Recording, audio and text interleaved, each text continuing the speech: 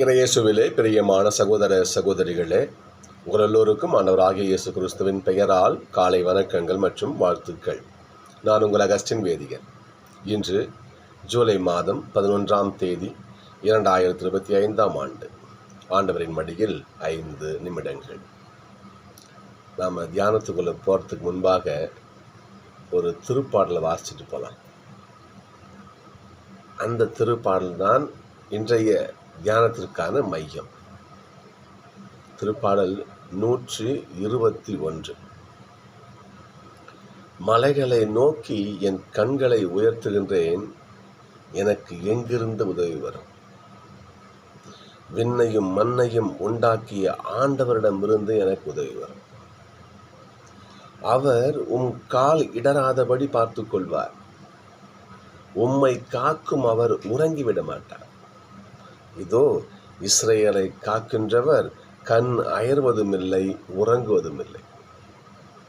ஆண்டவரே உம்மை காக்கின்றார். அவர் வலப்பக்கத்தில் உள்ளார். அவர் உமக்கு நிழல் ஆவார். பகலில் கதிரவன் உம்மை தாக்காது, இரவில் நிலாவும் உம்மை தீண்டாது. ஆண்டவர் உம்மை எல்லா தீமை நின்றும் பாதுகாப்பார். அவர் உயிரை காத்திடுவார். நீ போகும்போதும் உள்ளே வரும்போதும் இப்போதும் எப்போதும் ஆண்டவர் உம்மை காத்தருள்வார். சோர்களே, இது திரு யாத்திரை மக்கள் என்ன பண்ணுவாங்க? எருசலேம் கோயிலுக்கு திரு யாத்திரை போவாங்க. அப்படி போகின்ற பொழுது தலைமை குருக்கள் இல்லையா, ஆலய குருக்கள் அங்கே இருக்காங்க இல்லையா, அவங்க என்ன பண்ணுவாங்களாம்?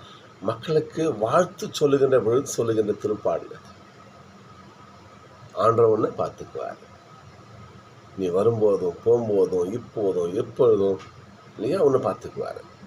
எந்த அளவுக்கு ஆண்டவருடைய கிருபை நமக்கு இருக்குன்னா, இங்கே பாருங்க, பகலில் கதிரவன் உண்மை தாக்காது, சூரியன் கூட உன்னை சுடாது. அது சரி, அது இப்போ பாரு விடுங்க. இரவில் நிலாவும் உண்மை தீண்டாது. நிலா கூட என் பிள்ளை மேலே பற்றக்கூடாது, அதுக்கு பிள்ளைங்க அழிச்சிடும். சே, எப்பேற்பட்ட ஆண்டோடைய கிருபை! திருப்பாடல் பாருங்க.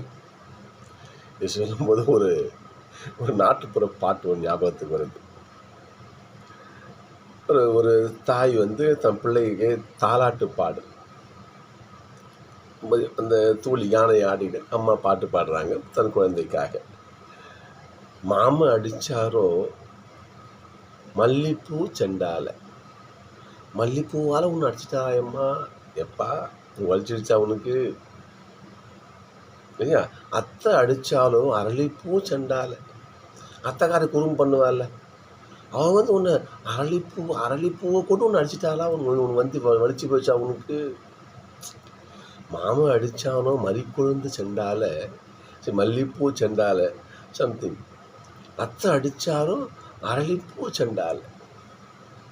இப்படிலாம் பிள்ளைய பாடிட்டு இறுதியில் பண்ணுவாங்களாம். அந்த என் பிள்ளை எம்மா தண்ணி ஊற்றிச்சு தெரியுமா கண்ணில், ஐயோ என் பிள்ளை எம்மா அழுது தெரியுமா அழுதுச்சு இல்லையா? என் பிள்ளை அழுத தண்ணி இல்லை பண்ணிச்சான், இது 6 நிரம்பி ஆனை குளித்தேறி.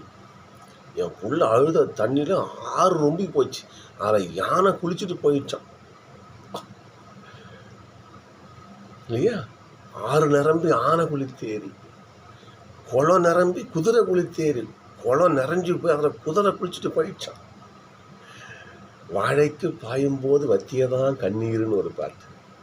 ஒரு தாய் தன் பிள்ளை மேலே எப்படி பிரியம் வச்சுருப்பாங்க.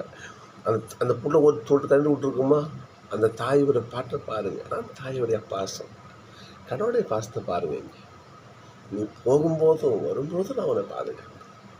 கடவுளை நம்பியோர் கைவிடப்படாது. இந்த ஆண்டோடைய பாதுகாப்பு தான் இன்றைய தியானம். ரொம்ப பெருசாக ஒன்றும் பேச விரும்பலை நான். இன்றைய முதல் வாசகம் பாருங்க பாப்பா.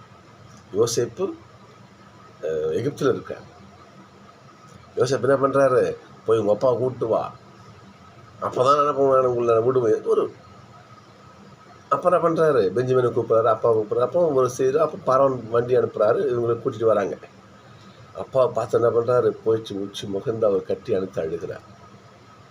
அப்படி யாக்கோபு இங்கே கிளம்பி வருவதற்கு முன்பாக ஆண்டவருடைய செய்தி யாக்கோபுக்கு அறிவிக்கப்படுது பாருங்க. யாக்கோபு கானான் நாட்டில் இருக்காரு.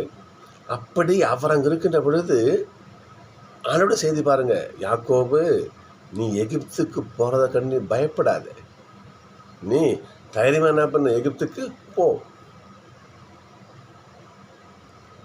போ, நான் உன் கூட வருவேன். ஆண்டவருடைய வார்த்தை பாருங்க, எகிப்துக்கு போ, இல்லையா, அஞ்சாதே, நான் உன் கூடவே வருவேன், உன்னை நான் அங்கிருந்து மீண்டும் இதே மண்ணுக்கு அழைச்சிட்டு வருவேன். அப்படின்னா உன் வம்சத்தை நாங்கள் விட்டுற மாட்டேன், அங்கே நீ வாழடி வாழையா வாழ்வ, மீண்டும் இஸ்ரேல் குலம் கானானுக்கு வந்து சேரும், தைரியமாக போ என்று ஆண்டவர் என்ன பண்ணுறாரு.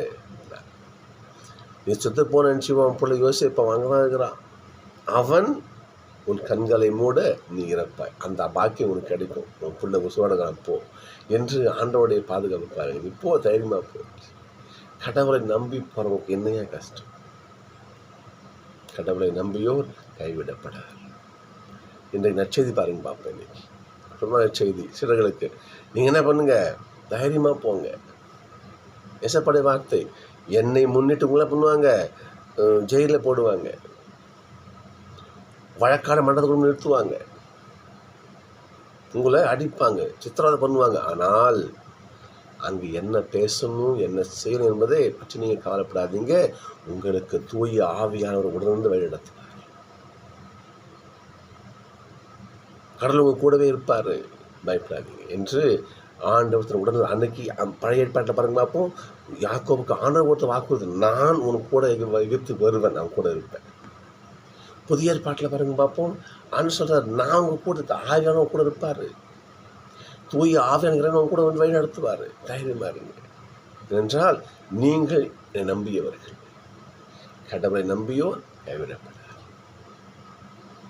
எவன் ஒருவன் கடவுளை முழுமையாக நம்பி அவர் பாதத்தில் உட்காரானோ அவனுக்கு ஆண்டவருடைய ஆசை.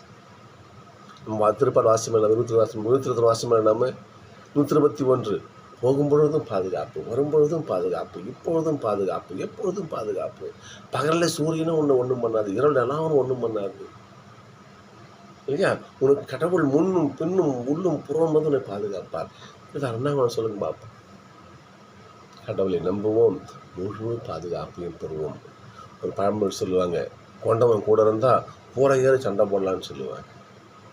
நம்மை ஆட்கொண்ட, இல்லையா, நம்முடைய தலைவர், நம்முடைய கடவுள் நம்மோடு இருந்தால் நாம் எதையும் சாதிக்கும்.